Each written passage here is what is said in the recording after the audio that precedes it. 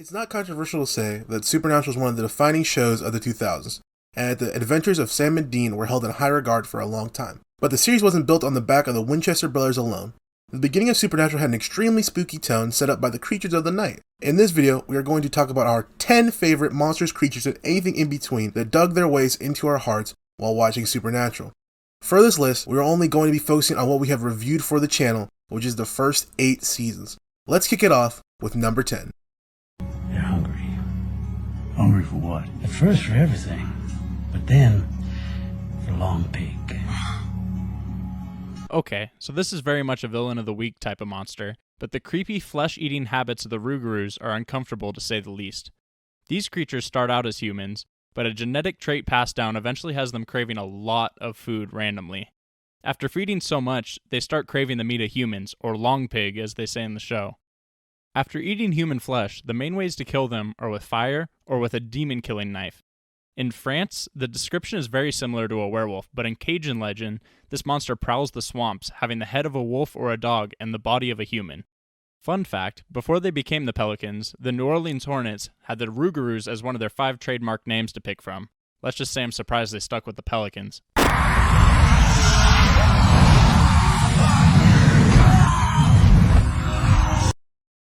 You're not my brother. Why'd you pull the trigger then? Because you're not sure. We're throwing it back to early Supernatural. You know, when the monsters weren't so easy to kill. We see these creatures pretty earlier in the show, when they take the shape of people and kill those closest to them. These conniving and tricky monsters only have one telltale sign that they are an imposter: their eyes. They glow yellow in cameras and can be killed by a silver bullet or blade to the heart. While being a very small part in this show, they've given Sam and Dean a lot of trouble in their Save the World 100 Times tour. Let's just keep these in the show, because honestly, the thought of these in the real world is just too scary for me. Dude, you know me. Don't.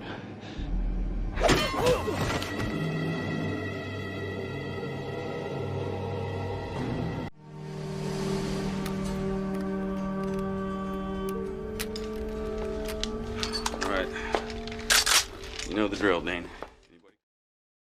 You're a hunter, Sam.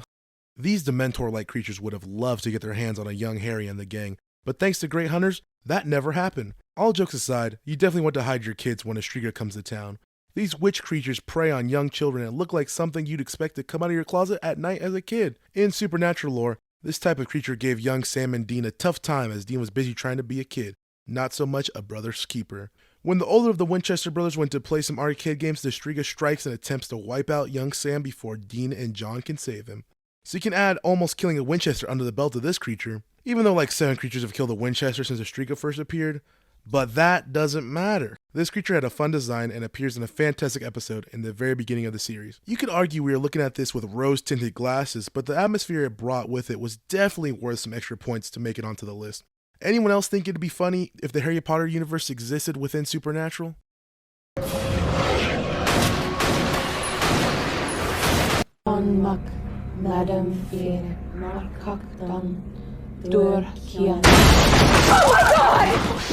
gonna need everyone to erase the big nose, warty, children cooking creatures that our brains jump to, because in this show, witches are a lot more than that.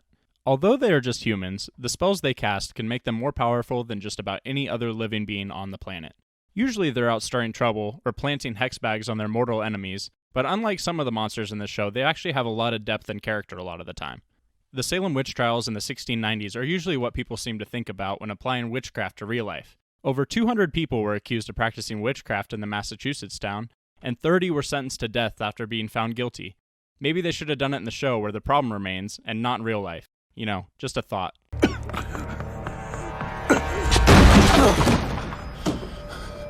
You wanna kill me? Get in line, bitch. So which one are you? Grumpy, sneezy, or douchey? Gabriel, okay? They call me Gabriel. Now stick with me on this one. You know those little things that you put on top of your Christmas trees? No, not the stars, the little white dudes. Well, those things are one of the most ferocious and devious creatures Supernatural has to offer. That is ironic, as angels are considered to be the purest of all creatures meant to protect humanity and be guardians of heaven.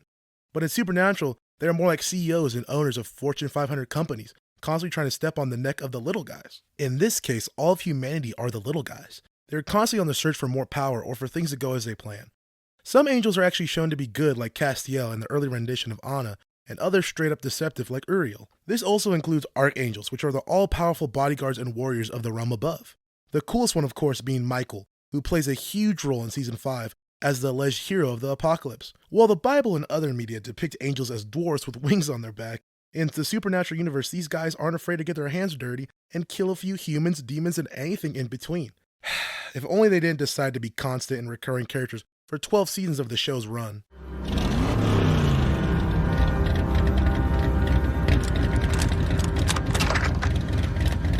Montag blieben Glauben globen.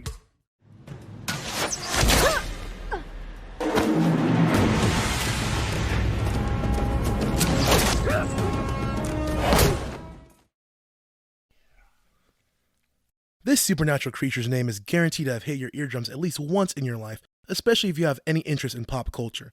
That creature is a vampire, not the shining, brooding ones that the show rips on in a Season 6 episode, the supernatural version that have a wide range of personalities much like humans, except for the whole blood drinking thing. The thing I enjoy the most about Supernatural's depiction of them is the weakness that is given to them besides the usual spiel, which is dead man's blood, an acidic style poison to vamps which causes them to spaz and have constant pain.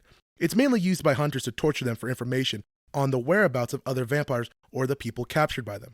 While a overused creature, Supernatural shows that good old Dracula has a few more cards under his sleeve when it comes to his appearances made in media. Yeah, I'm good.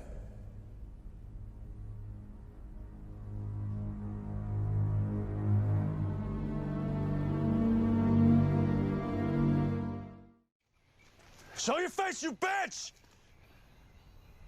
Easy, sugar. You'll wake the neighbors. Alright, this is going to be a little all-encompassing, so bear with us as we set the parameters. The original big bad and the unkillable creatures that quickly became killable, demons.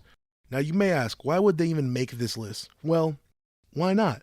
The show from the start was the Winchesters versus demons, so the OG of the universe had to make the list. Some of the most iconic characters in the show's run have been demons like Meg and Azazel, and even the man who became king of the underworld, Crowley.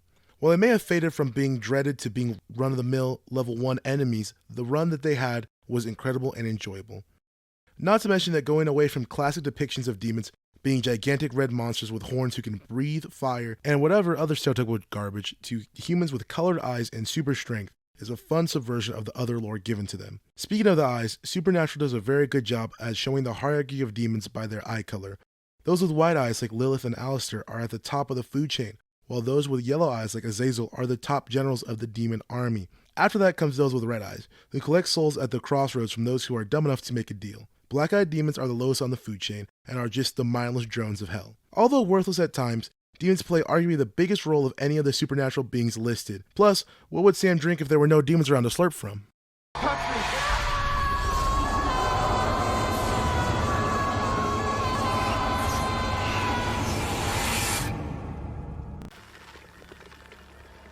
Bad news?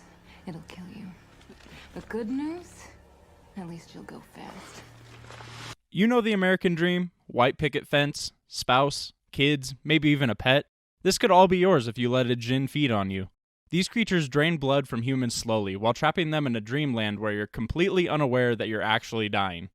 These mind-reading monsters are calculated in their movements and are one of the smartest monsters you'll find in this show. Oh, and did I mention that they can poison people from a single touch? The djinn are compared closely with the real-life lore of genies. You know, the little rub the lamp and get 3 wishes dudes? Yeah, the Will Smith ones. Wow. Well, that's a first. The genies are thought to be much like humans, in the sense that they can be good, neutral, or bad. In the show, they don't seem to be as evil as most monsters, but they do their fair share of killing humans. The concept of the djinn, as well as their appearance in the show, with the tattoos and the shining blue eyes, are way too cool not to have them top 3 on our list. Plus, what's better than to die in a happy fantasy land? She always told me not to play with my food. Yeah, you should have listened to your mom.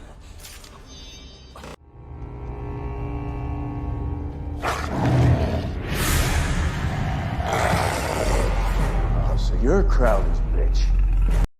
One of my personal favorite creatures and described by Dean as demonic pit bulls are hellhounds. Hellhounds first appear in Season 2 on the episode Crossroads Blues as the Crossroads Demon's personal hunting dog. The thought of this creature with pure bloodlust that constantly hunts after its prey is fantastic and added real horror to the early seasons. And once the later seasons of Supernatural dive into the show's lore of Hellhounds, their story becomes interesting, finding out that they were discarded by God after being created and slain.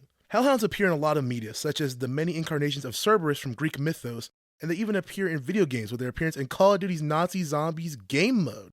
Anytime the Hellhounds show up, you know the Winchesters and co. are in serious trouble. Sick 'em, boy.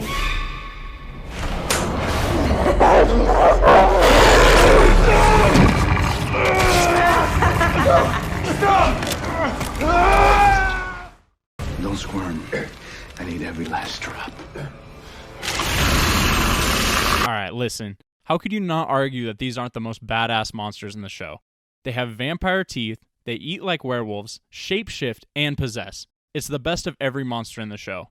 These dudes were so powerful that God had to lock them away in purgatory so they didn't eat every other creation. It doesn't help that they're almost undying, as the only way to kill them is with a bone of a righteous mortal washed in the 3 bloods of the fallen. So yeah, let's just say it's just about impossible. Cutting off their heads and using borax are temporary measures, but these hungry beasts stop at nothing to get a meal.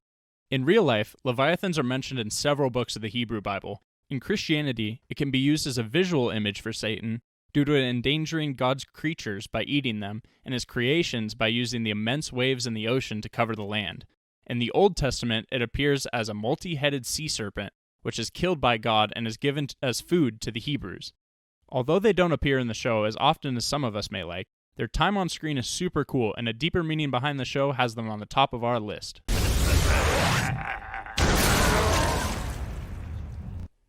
Thanks for watching, everyone. Make sure to comment what we got right and what we got wrong, and like and subscribe for more top 10 videos in the future. Our social media info is in the description as well as on the screen, so check us out on all that. As for us, we are the Binge Boys, so thank you for tuning in.